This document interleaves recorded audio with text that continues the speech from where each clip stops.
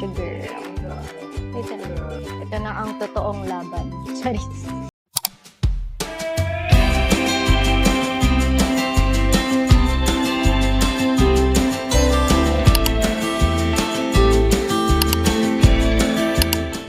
Hello guys, nandito kami sa Nan Hot Pot. Third time na namin na nandito at sobrang na-enjoy namin. Samahan niyo kami. Thank you. Ito yung ating soup. Ito yung all bone broth and mushroom soup. Ayan. So, kalimitan sa akin ay yung mushroom. Pero syempre nag-share din naman kami. Pero ito yung mas nataypan ko. Kasi ito para siyang may luya. Tama, no? Yeah, may luya na lasa. Order na kami ng enoki, mushroom, and spinach. Then, meron din silang sauce plate station.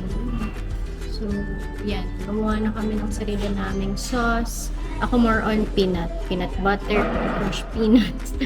Ikaw naman ay on soy sauce, oyster sauce, and chili. Hinihintay na lang namin yung meat tsaka yung squid na in-order namin. Dito pala yung hot pot dito is hindi siya unlimited. So may price siya per item. Unlike sa Pilipinas, di ba yung mga hot pot doon ay kalimitan eat all you can. So dito sa Whangarei, ganito yung hot pot dito. So hindi namin na-try pa sa ibang area like Auckland kung unlimited yung kanilang hot pot.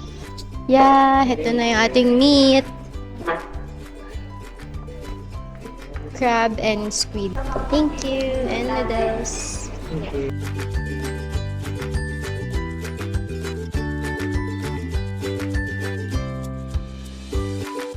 Maglalagay na siya ng ating squid. Thank you.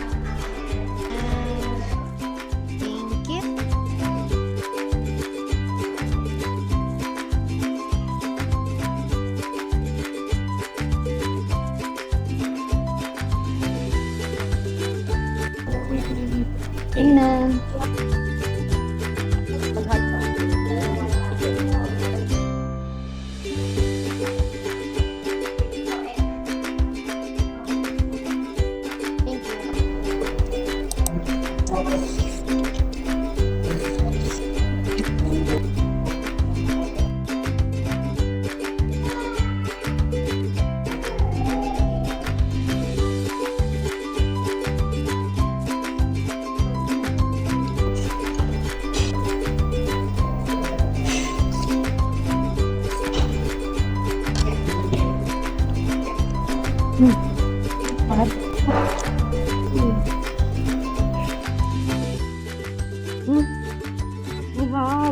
Iba't nung crab stick. Hindi yung parang nasa supermarket. Malinaw na. Wala? Try mo. Ito yung favorite ko, yung enoki talaga. See it tomorrow, mushroom. Wow. Masarap itong crab.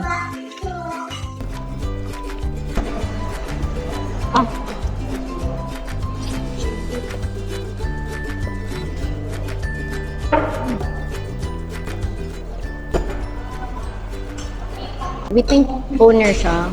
Kinausap niya kami, tapos pinalaw niya kami sa aming TikTok. Noodles!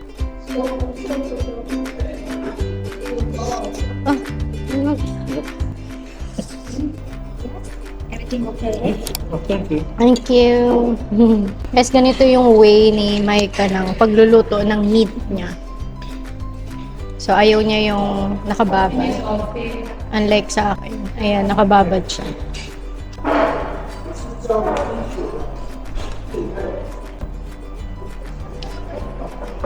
Sarap. Guys, ito na yung after. Konti na lang yung sabaw na natin. Wala na kasi kaming meat. Wala na lahat. Ubus na lahat. Naubos na. Wow.